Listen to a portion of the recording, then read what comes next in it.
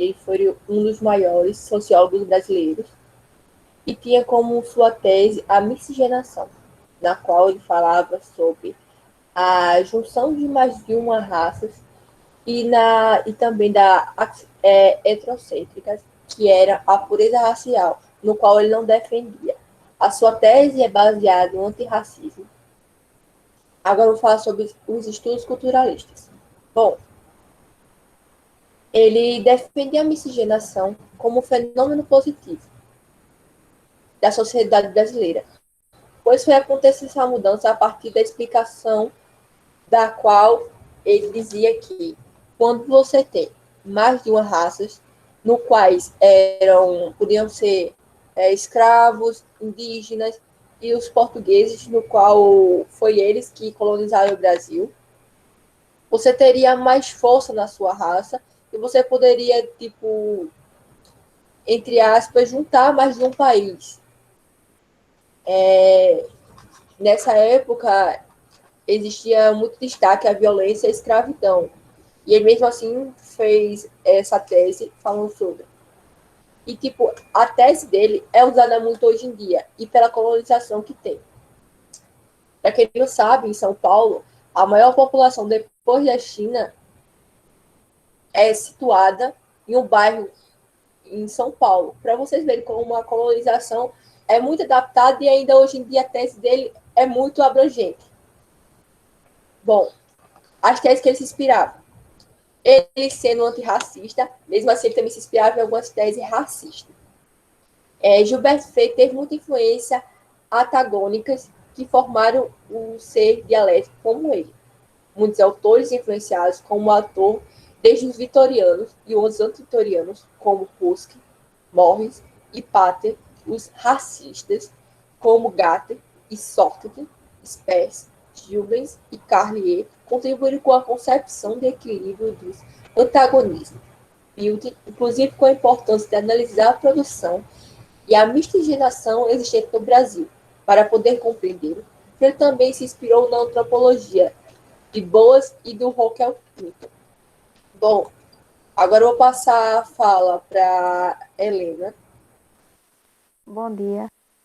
Então, aí, com base nessa contextualização de Elô, a gente vê que essa convicção dessa miscigenação é o resultado da interculturalidade de um processo, né, do povo brasileiro nesse cenário de cultura, onde vemos que o povo é o resultado dessa emissão de valor de processo de relações, tendo como nós, né, o povo brasileiro, o desenvolvimento dessa cultura, uma vez que pode ser visto como um símbolo de ancestralidade. Havia muitas percepções nas teorias raciais, mas embora fosse algo negativo para outros autores, Gilberto acredita nessa miscigenação como algo positivo, como Elô tinha dito, por ser algo novo, por adaptações, basicamente como que isso acaba se moldando, sabe? Apesar que para outros autores não é algo tão legal. Gilberto ele trabalha nessa questão de entendimento do modo de ser do brasileiro, que é o ethos, né? Através disso, ele consegue reconstruir o passado nessa percepção. Ele estuda a questão da união, nesse negócio de antagônicos, que é essa relação de passado, presente, senhor, escravo, ambiente, cultura, público, privado. Gilberto ele concorda com outros atores, com outros pensadores em relação ao trabalho escravo das colonizações, que é a sociedade agrária, que visa a família patriarcal como um centro disso tudo, que ao ver dele era algo que dava certo, que ele foca tanto nisso, porque é algo que acaba atribuindo para estudos desse âmbito da sociologia genética e histórica, e por daí descobrindo como que o Brasil foi se formando. Aí também tinha as questões bem importantes, que era a da plasticidade, que se entendia por conta da cultura portuguesa e essas contradições. Também tinha a questão desse equilíbrio de antagonismo que possibilitava que eles pudessem ver o quão adaptáveis poderiam ser com base nessas contradições. E agora eu passo a palavra para a Labré. Bom dia, né, pessoal? Eu vou falar um pouco, né, sobre o principal livro, né, de Gilberto Freire, que foi publicado em 1933, né, que é Casa Grande e Senzala, né? Nesse livro, né, foi onde Gilberto Freire buscou, né, interpretar o Brasil a partir de alguns relatos de campo, que foi mais ou menos, ele foi em algumas fazendas do Brasil, né, no intuito, né, de relatar o que ele via diretamente, como, por exemplo, os tratamentos das pessoas, também a culinária, também como se dava as relações de hierarquia entre a Casa Grande e a Senzala, tipo o povo que morava na Casa Grande, tanto como o povo também que morava na Senzala, né? Ele também buscou entender a formação social e familiar do Brasil, né, do patriarcalismo, a partir, né, dos costumes, do sexo, da culinária. E essa parte do sexo é meio até polêmica, né, porque o livro é bastante sexualizado e isso aí gerou bastante polêmica. E Gilberto, né, ele também disse que, assim, a miscigenação sexual era a forma de criar um equilíbrio tanto na relação do senhor da Casa Grande, também como do negro da senzala, né, enquanto da sociedade brasileira. E a miscigenação seria, tipo, uma forma de, como posso explicar, de apaziguar os conflitos sociais entre as diferentes raças e classes sociais. E ele também dizia, algo bom avisar, né, que era muito forte essa questão da pessoa sair da Casa Grande e ir para a senzala com um objetivo sexual, né, que era meio a aproximação, tipo, dos senhores e escravos, dos brancos e negros, né, que eram dois grupos, né, divididos por diferenças sociais e culturais, né, como isso aí já acontece há anos e como já sabemos. E agora eu passo a palavra para a nossa amiga Elis, para ela falar um pouco mais do assunto. Bom dia, né? Dando continuidade ao que o Alberto estava falando. Freire, ele relata em seu livro, de certa maneira, a miscigenação com um aspecto positivo, em sentido de diminuir as distâncias sociais. Ele retrata essas uniões das etnias raciais, o negro, o índio e o branco, como um modo de desenvolvimento do Brasil e de redução do racismo. A miscigenação sexual que ocorria entre a Casa Grande e a Senzala, segundo ele, aproximava as etnias. As relações, né, que ocorriam entre os senhores, os índios e os negros geravam os mestiços. Ele, inclusive, ele pontua que a Índia, em si, ela foi mais importante que o índio na construção da miscigenação, já que o índio era andarilho, caçador, ele não tinha tanta participação, ele não teve tanta participação nessa questão. Sempre que Gilberto vai falar desse fato da miscigenação, ele procura sempre usar um tom muito harmônico, suave a falar da miscigenação. Né? Porém, isso aqui, se a gente for ver hoje em dia o desenvolvimento dessa miscigenação no Brasil, a gente vê que não teve realmente esse tom de leveza que é utilizado. A democracia racial é um dos pontos mais comentados de Casagrande e Senzala. Muitos críticos, né, atribuem a Gilberto o mito da democracia racial, né, declaram que ele teria feito essa comparação em relação a dois países que ele morou, alegando que o racismo no Brasil ele não seria tão inflexível quanto nos Estados Unidos. No Brasil, o racismo não seria tão institucionalizado. Ele seria um fato mais velado, enquanto nos Estados Unidos ele seria institucionalizado e explícito mesmo, como, por exemplo, escolas divididas por etnias, bebedouros separados para branco e negro. E ele atribui, né, sempre aos portugueses, pelo caso do Brasil não ter esse racismo tão enraizado, por ter sido colonizado pelos portugueses, e os portugueses terem essas relações interraciais, ele acredita que não teria esse racismo tão institucionalizado. Segundo Freire, mesmo com as diferenças hierárquicas, esse tipo de sociedade foi mais integrador do que excludente, promovendo uma espécie de convivência pacífica dentro do possível de quem explorava, né, e quem era explorado. Frente ao que se via no mundo, poderia-se dizer que o Brasil era palco de uma democracia racial em termos culturais. Agora eu passo para Wesley.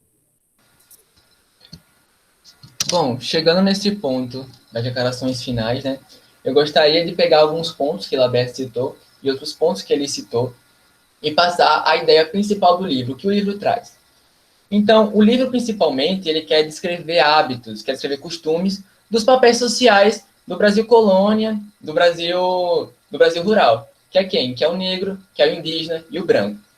E o autor, Gilberto, ele vai trazer essa questão da formação social a partir da família, mostrando a questão do patriarcado, onde a gente sabe, né, toda aquela questão do homem branco dominante, homem no topo, seja na política, na família, enfim. Aí o texto, ele vai trazer também aquela questão da sexualidade, da erotização, que, principalmente das mulheres negras e indígenas, da questão da igreja também, que a igreja vai dizer que o homem branco só pode casar com as mulheres indígenas e não com as mulheres negras. E aí também começa toda aquela questão da opressão da mulher, da violência, até um ponto que Laberto citou, que os senhores brancos, saíam da Casa Grande e desciam até as senzalas para explorar sexualmente as negras, e também a questão da miscigenação, né? Que ele acreditava na mistura de raças, na união de um homem e uma mulher de etnias diferentes, que isso resultaria nas diferenças sociais, né? Não teria muitas diferenças sociais se ocorresse a miscigenação. Então, o livro ele quer justamente trazer essa diferença do título, né? Casa Grande Senzala. O senhor branco vezes o negro indígena. E, além disso, né, só recapitulando, ele vai descrever hábitos, vai descrever costumes, vai mostrar essa questão da harmonia social que Gilberto acreditava, que é porque ele não acreditava, digamos assim, no que o branco era ruim e que o negro era do bem, podemos assim, entre aspas. Ele acreditava que todo mundo tinha seu papel na sociedade e acreditava nessa harmonia, nessa harmonia social. Aí outros pontos, né, só para recapitular, a questão da sexualidade, a igreja, como ela influenciava, como ela manipulava as pessoas. Naquela época, né, que a gente sabe que a igreja era muito influente em cima das pessoas, as pessoas davam muito em conta que a igreja acreditava. Bom, outro ponto que é a importância do negro, que para Gilberto, o negro ele foi importante, muito mais importante que o negro, muito mais importante que o branco e o indígena na formação social do Brasil. E outro ponto é essa frase, né, que ele não se dizia sociólogo nem antropólogo, mas sim um escritor treinado em ciências sociais. Esse ponto a gente pode até chegar a uma crítica do livro Casa Grande Senzala, que é bastante criticada a questão da metodologia do livro. Porque Gilberto ele não segue como a maioria dos livros, né? Ele não segue uma introdução, um início, um desenvolvimento da história, um clímax e um fim. Ele apenas escreve aquilo que é relatado para ele. Porque Labarthe até citou lá no início que ele foi atrás dos engenhos, das fazendas, e com relatos reais, com histórias reais que ele foi atrás, ele conseguiu escrever esse livro, Casa Grande Senzala. Então, nessa parte final, eu espero que vocês tenham entendido um pouquinho, assim, não tudo, né, mas um pouco do que o livro traz, o que ele aborda, e para a gente poder fechar esse ciclo do livro e passar para os próximos pontos. Agora eu passo a palavra para Eduardo. Bom dia, pessoal. Bom dia, Idemir. Eu vou agora dar início nessa parte nessa parte final, né, falando um pouco sobre algumas outras obras e curiosidades do autor Gilberto Freire, do sociólogo Gilberto Freire. Bom, a gente tem como obras a principal dele, que já foi citada e a gente trabalhou anteriormente, Casa Grande Senzala, de 1933, mas também teve outras obras como Sobral de Mucambos, de 1936, Interpretação do Brasil, de 1945, Ordem e Progresso, de 1957, Novo Mundo nos Trópicos, de 1959 e Vida Social no Brasil, de 1964. Por que é importante a gente citar essas obras? Porque a gente sabe que a gente aprendeu hoje que Gilberto Freire faz uma análise da sociedade brasileira de maneira sociológica. E só pelos títulos e pela data de lançamento dos livros a gente consegue perceber que ele pega um ponto, ele foca nesse ponto, faz o livro específico, faz uma análise desse ponto, por exemplo, Casa Grande Senzala. Ele pega só a relação, é um livro inteiro específico, só para essa relação entre Casa Grande e Senzala. Aí, 3 anos depois, ele lança Sobrados e Mucambos e foca em um livro específico só para essa relação entre os Sobrados e Mucambos, até ele chegar em Vida Social do Brasil, lá em 1964, onde meio que tem essa interpretação final. Agora eu vou falando para passar a fala para Gustavo, para a gente citar algumas falas dele que ele citou em alguns de seus livros.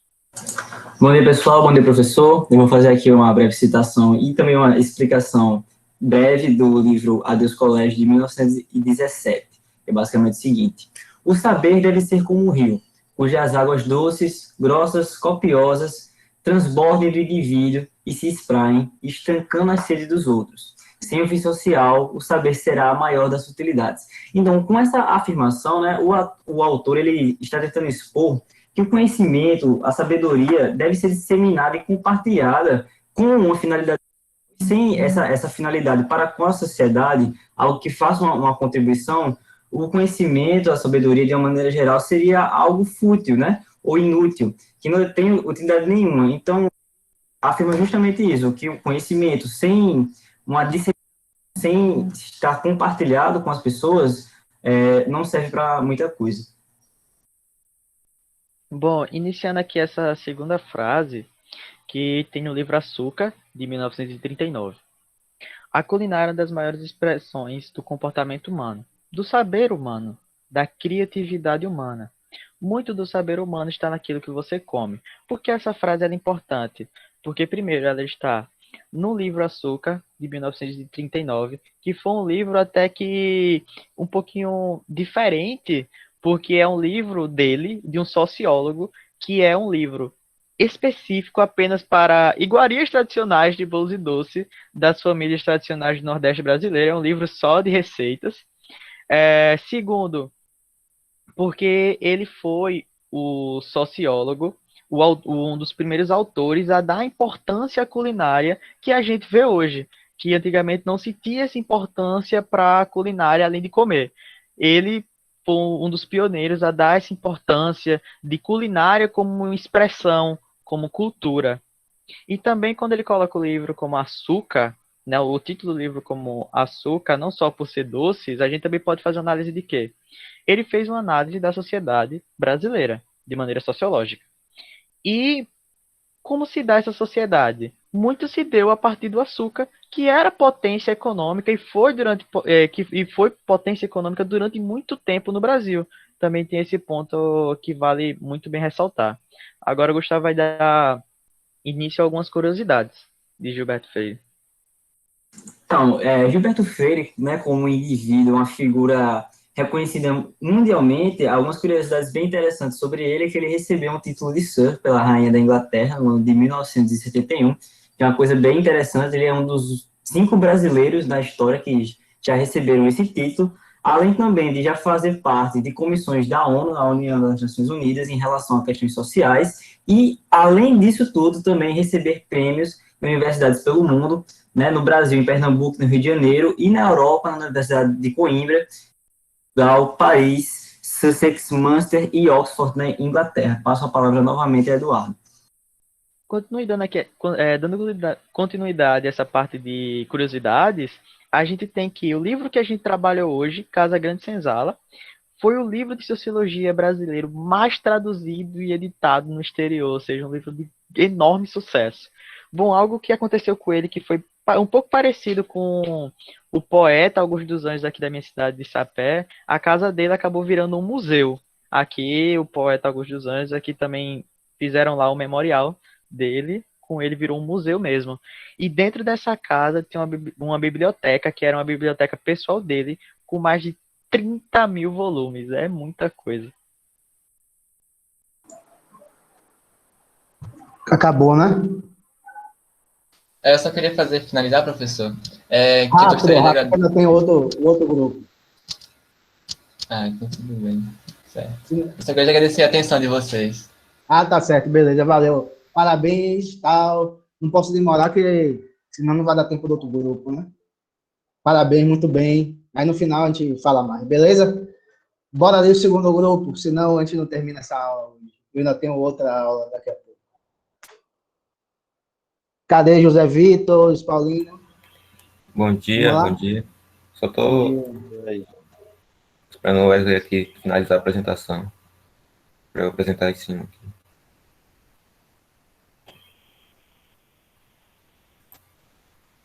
Acho que...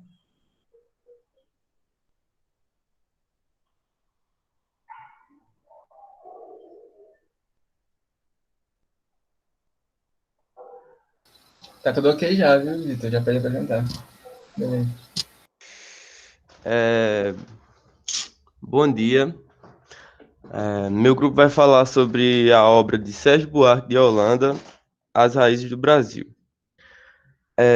Sérgio Buarque, ele é bacharel em Direito, jornalista, crítico literário, autor de várias outras obras e pai de Chico Buarque.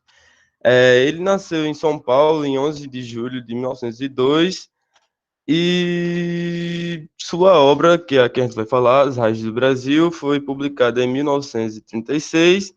É uma obra dividida em 7 capítulos, cujos capítulos a gente vai apresentar durante a apresentação. E o livro tem cerca de 200 páginas.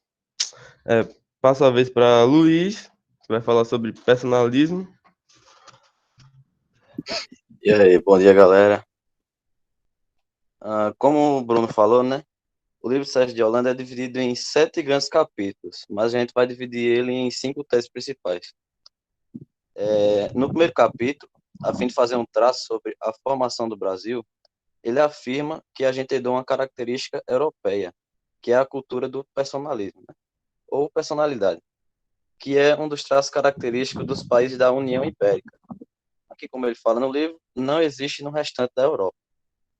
Esta cultura consiste em se apegar a uma pessoa mais do que seus títulos ou posição social. No caso, como nós associamos coisas públicas às pessoas privadas. E como toda coisa social tem uma consequência, né? A consequência do personalismo é uma sociedade que não vai conseguir se organizar por ela mesma. E vai ser preciso uma força exterior que vai dizer o que seus membros devem fazer para que ela possa funcionar. Bom, eu passo a palavra agora para Jefferson. Bom dia, pessoal. Eu vim falar um pouco sobre a cultura da obediência. Segundo Chico Buarque de Holanda, o Brasil teria herdado esse traço característico dessa extrema exaltação da personalidade, do personalismo, de um pressuposto clássico da obediência, que não é uma obediência sinceramente à lei. Na verdade, a traços pessoais, que vem dessa virtude cultural da cultura ibérica. Uma espécie de submissão de um homem a outro. Exemplo, no tempo da colônia, um fazendeiro poderia, um vendedor poderia trabalhar para um fazendeiro por um certo tempo, mas se ele visse que aquilo ali não estava gerando lucro para ele poderia sair desse fazendeiro e ir para outro fazendeiro, tipo algum rival dele, porque lá ele teria tá ganhando melhor e tendo suas coisas. Eu vou passar agora a palavra para Thalita.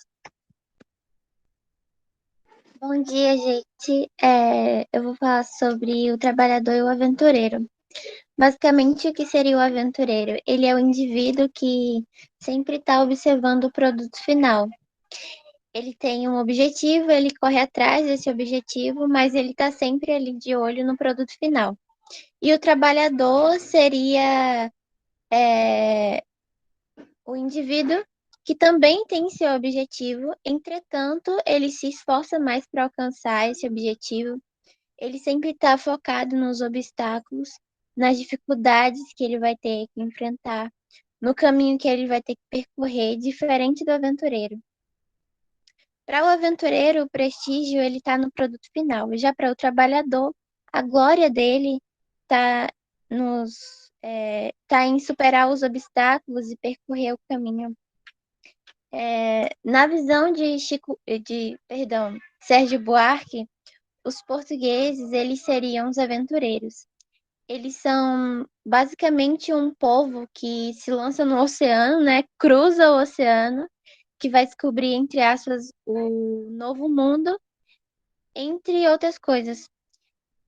Também sendo considerados um povo bem adaptável.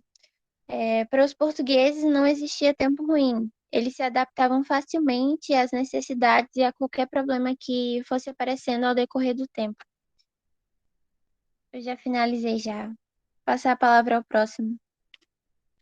Bom dia, gente. Agora eu vou falar um pouco sobre herança rural, que é onde a economia ela depende muito da agricultura.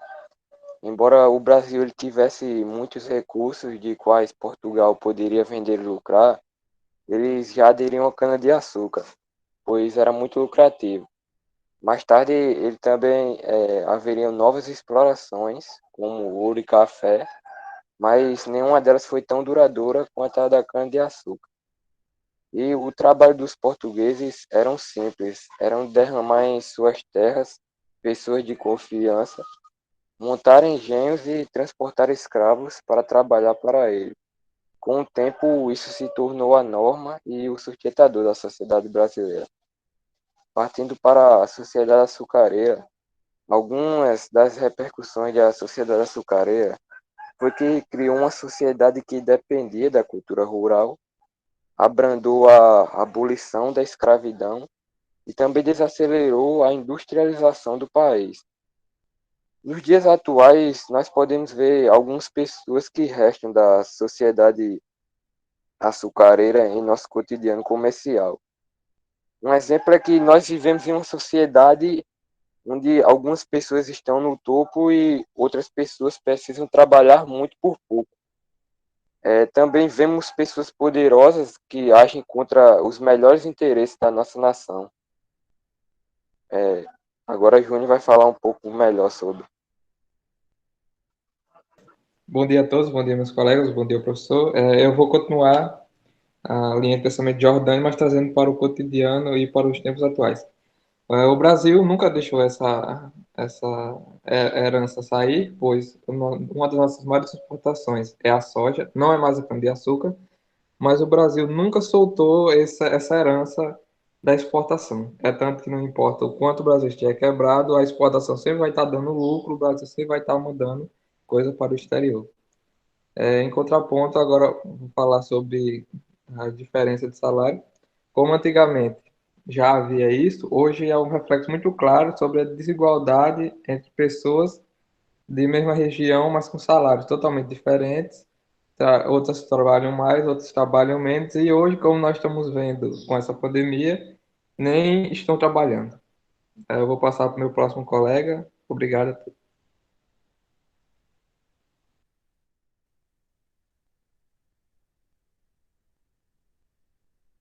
Ah, sim, sim, desculpa.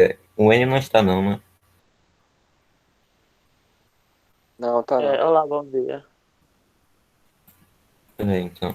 Calma, então, como o N não está, eu vou dar alguns pontos sobre o que o N ia falar, que era sobre semeador e ladrilhador, que na proposta da época, no caso, a colonização, o semeador seria os portugueses e o ladrilhador seria os espanhóis. E como os dois, eles agiram para colonizar o Brasil, de certa forma. Em que, no caso, os portugueses, que eles são semeadores, o processo de colonização foi bem mais desleixado. No caso, quando ele fala semeador, é só semear a semente. No caso, eles só semearam as sementes, mas eles não se importaram em plantar nem nada do tipo. No caso, eles só vinham para o Brasil para extrair recursos, entre outras coisas, mas eles não se importavam em colonizar ele realmente, de fato, no começo. Enquanto os espanhóis, eles agiam de uma maneira muito mais organizada. Por isso, esse ladrilhador. Enquanto eles também utilizavam a extração, eles decidiram criar casas, moradias, para poder também permanecer no Brasil. Então, é mais ou menos isso, semeador e ladrilhador. E passando aqui para o homem cordial. Olá, pessoal, bom dia. Eu vou falar um pouco sobre o homem cordial. Dentro de uma das suas principais obras, que é Raízes do Brasil, Sérgio Buarque de Holanda, em um capítulo denominado Homem Cordial, defende a tese de que este seria o brasileiro, um ser que prioriza a cordialidade. Essa afirmação teria assombrado Sérgio Buarque por toda a sua vida, porque desvirtuou-se o conceito de cordialidade ao afirmar que nós, brasileiros, seríamos, portanto, amigável e bondoso. E sabemos que na época nem todos eram, e nem hoje em dia, né? Em algumas revisões da obra, o sociólogo fez questão de colocar em diversas notas de rodapé que quando afirma cordialidade, significava agir com o coração, ou seja, de maneira emotiva. Logo, o brasileiro seria aquele que prioriza os laços emotivos frente à razão. Inclusive, a cordialidade, por certas vezes, pode significar até algo mais violento. E também, além disso, segundo ele, a impessoalidade que o capitalismo impõe nunca conseguiu capitalizar pela sociedade, porque o brasileiro seria aquele que necessita criar intimidade com o outro, como condição de estabelecer qualquer tipo de relação. Por exemplo, se você vai abrir alguma loja, se você tem muitos amigos, a loja faria sucesso rapidamente. Já se você não tem muitos amigos, demoraria mais um tempo. Não seria impossível de você fazer sucesso, mas demoraria um tempo a mais. Para o homem cordial, a rigidez das instituições e de cultos nunca foi algo a se apreciar. Como de exemplo, o sociólogo mostra a relação do brasileiro com a figura dos santos, que por muitas das vezes são tratados no diminutivo. Temos como, por exemplo, o São Longuinho ou até mesmo o Menino Jesus. Uma intimidade com o sagrado que menospreza o julgamento de profundidade por vezes. Vou passar a palavra ao José Zito. Continuando esse conceito de homem cordial, que é o principal conceito de Sérgio Buarque, ele também dá um foco que é um ponto negativo, no caso dessa cordialidade, que seria o excesso de sentimento, este acima da razão, seria no viés político, trazendo aqui para o tempo atual, porque esta obra, no caso, uma macroanálise do Brasil, colônia, e alguns desses pontos ele dá para se encontrar no nosso Brasil atual. Essa parte de político, principalmente famílias políticas, é algo que é muito comum de nós vermos. São famílias que elas até hoje estão presentes na política, e elas meio que se enraizaram na política, em que acontece meio que uma junção de público e privado. O político, ele mistura a vida dele, o conhecimento privado com o público. E aí também isso se enraiza em troca de interesses, porque além de sentimentos, existe um interesse por trás. Por exemplo, você tem um amigo que é político e você utiliza dessa amizade para poder entrar na política também. Isso não é uma democracia, isso não é um direito para todos. Isso é uma troca de interesses entre um relacionamento que você tem, no caso. E é interessante você perceber isso, porque mesmo sendo uma macroanálise do Brasil, ali quando está sendo colonizado, depois ocorreu também a abolição da escravação, você consegue perceber esses conceitos até hoje na nossa sociedade brasileira. Continuando também aqui alguns pontos sobre o Sérgio Buarque de Holanda. Ele tem, é claro, uma inspiração em Max Weber, isso é perceptível de ver, porque ele também estudou na Alemanha por bastante tempo, até porque esta obra teve uma certa inspiração em Weber, Raízes do Brasil, e é também a sua principal obra. É claro que ele tem outras, mas a gente preferiu focar nessa obra em específico, que mostra a maioria dos conceitos dele. A gente elabora esses pontos aqui, muitos até que só explicam alguns capítulos, mas que é muito interessante para a gente ver uma análise do Brasil no tempo de colônia, claro, também uma interação dele com os portugueses, mas ver também que alguns desses conceitos a gente consegue aplicar nos dias atuais. E obrigado, essa foi a nossa apresentação. Não sei se vocês gostaram ou não, mas muito obrigado pela atenção de todos. Diga aí, gente. Parabéns aos dois grupos.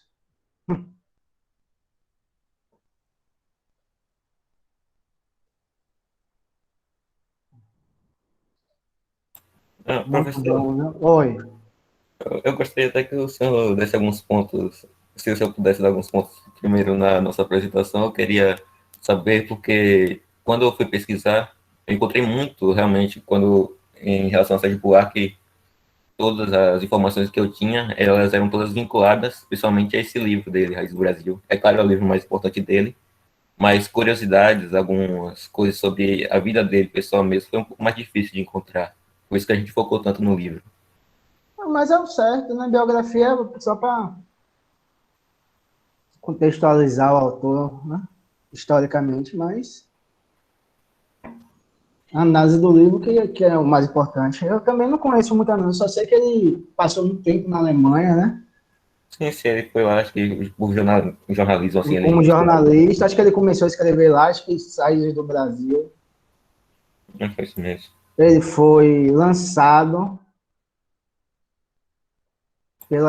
por uma editora que Gilberto Freire era, acho que era o diretor, alguma coisa, o editor dessa editora. Era algo assim mesmo, eu tô tentando me lembrar disso, mas...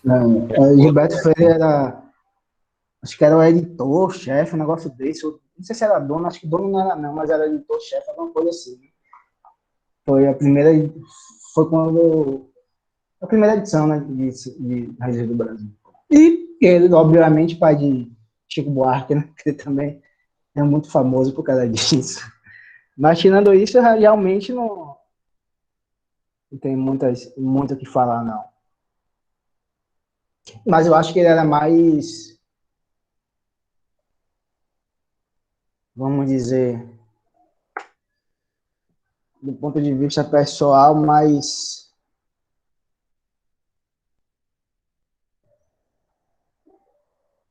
vamos dizer assim, democrático, né? Se o senhor me permite, do que o próprio Gilberto Freire, né? Porque Gilberto Freire era de uma família tradicional, né? Apoiou o golpe de 1964, né? Golpe civil-militar. Acho que Gilberto Freire não era conservador a esse ponto, não. sim, mas é um negócio que eu também li, é que ele também foi um dos fundadores, né, do PT, um dos colaboradores. Pode ser, eu não tenho essas informações, não. Essa informação do golpe de 64 foi a menina do outro grupo que deu. Eu não sabia muito, não.